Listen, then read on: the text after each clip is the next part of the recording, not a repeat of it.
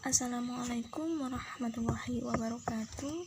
Perkenalkan, nama saya Isyana Rohmati dengan NIM 12201193009 akan sedikit memaparkan tentang makalah saya dengan judul Menjaga Ketenangan Jiwa. Langsung saja masuk materi yang pertama, yaitu memahami apa yang disebut dengan olah jiwa. Olah jiwa atau biasa disebut dengan riyadhah al-nafs ini terdiri dari dua kata, yaitu riyadhah dan al-nafs. Riyadhah itu merupakan turunan dari kata rod yang berarti pemecahan dan pemisahan, sedangkan jiwa atau nafas ini diartikan sebagai sesuatu yang senang bersama hawa nafsu.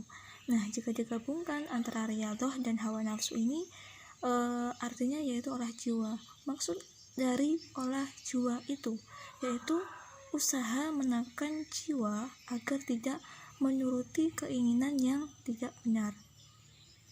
Nah, tujuan dari riyadhah itu yaitu sebagai usaha menjaga hati agar tidak mati.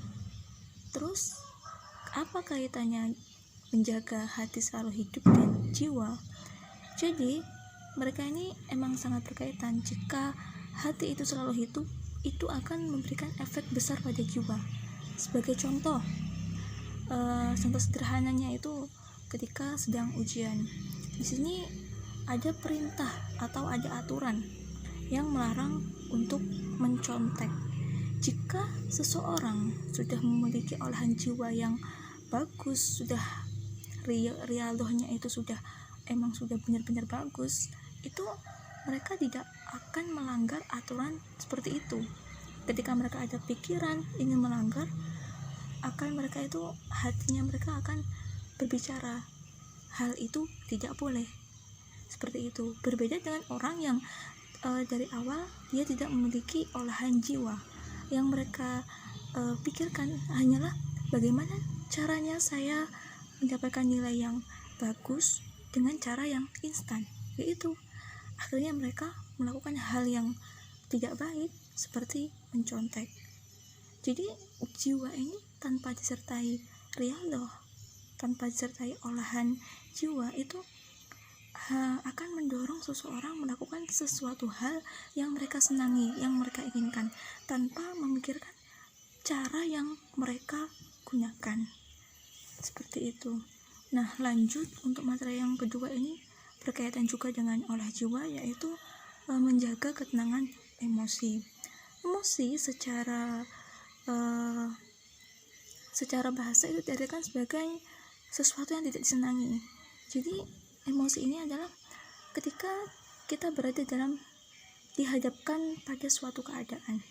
Nah, ketika suatu keadaan itu tidak pas di hati, tidak sesuai dengan apa yang diharapkan, nah itu akan menimbulkan emosi yang terus berlanjut. Ini nanti akan berakhir kemarahan. Nanti kita juga bahas kemarahan. Memang sebagian orang itu beranggapan bahwa emosi ini adalah sesuatu yang wajar mereka merasa emosi akan sesuatu. Namun dalam olahan jiwa, menahan emosi itu adalah sesuatu hal yang memang sangat penting. Kenapa kok penting? Karena dengan kita menahan emosi, di sini jiwa kita itu akan merasa lebih tenang. Karena apa? Kita bisa menerima apa yang terjadi.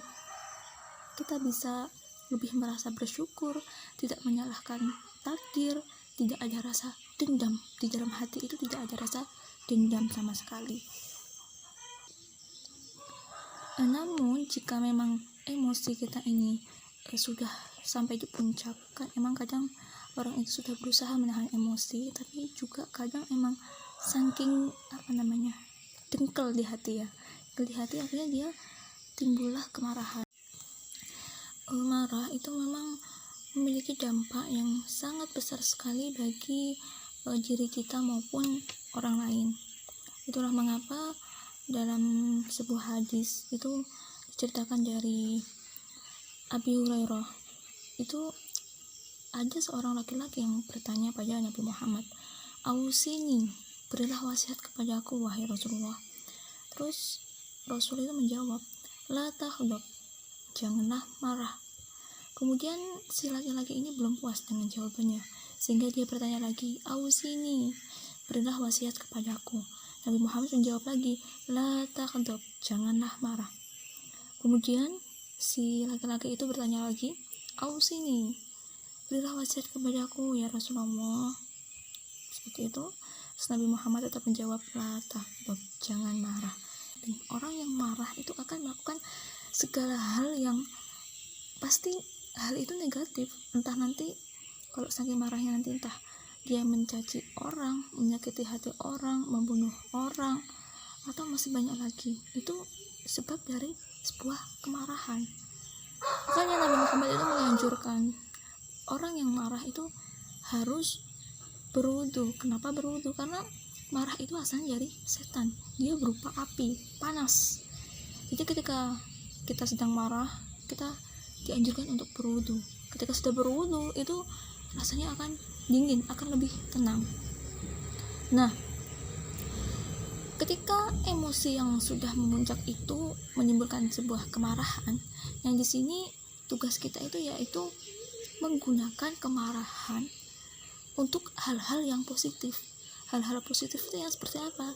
Ya yang baik-baik, jangan untuk mencaci orang, membunuh orang, itu jangan. Gunakan ketika emosi, kita ambil air wudhu, kita sholat sunnah, kita membaca Al-Quran, kita berzikir, kita membaca buku sebagai menambah wawasan, entah buku apapun itu. Terus kita bisa menjalankan hobi kita, apa yang kita senangi, semuanya boleh dilakukan agar kita pikiran kita itu tidak teringat pada kemarahan yang sebelumnya. Jadi kita merasa enjoy, merasa lebih tenang dengan perbuatan-perbuatan yang positif tersebut. Setelah membahas tentang bagaimana menjaga ketenangan emosi, selanjutnya bagaimana menggunakan kemarahan untuk hal-hal yang positif. Nah, kemudian kita akan membahas tentang membiasakan hidup bergembira. Bergembira itu apa sih? Bergembira itu yaitu rasa senang. Hati kita itu merasa selalu senang, selalu bahagia, entah itu ketika ada masalah ataupun tidak ada masalah. Jadi orang yang selalu bahagia ini pikirannya itu berbeda dengan orang yang tidak bahagia.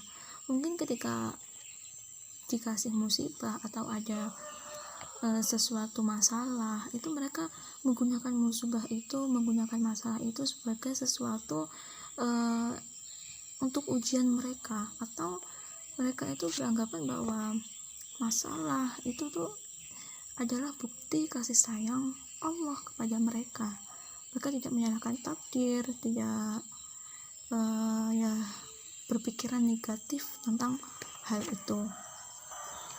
Kebahagiaan ini akan memberikan efek pada diri seseorang, yaitu mereka bisa lebih memaknai arti kehidupan.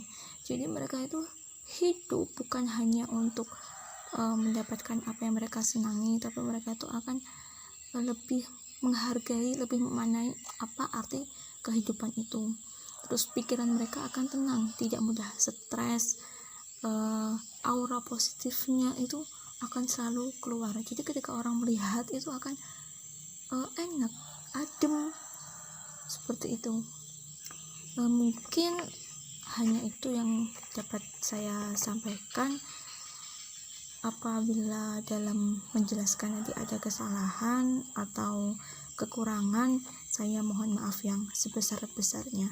Akhirul kalam, wabillahi taufiq wal hidayah, waridho wal inayah. Assalamualaikum warahmatullahi wabarakatuh.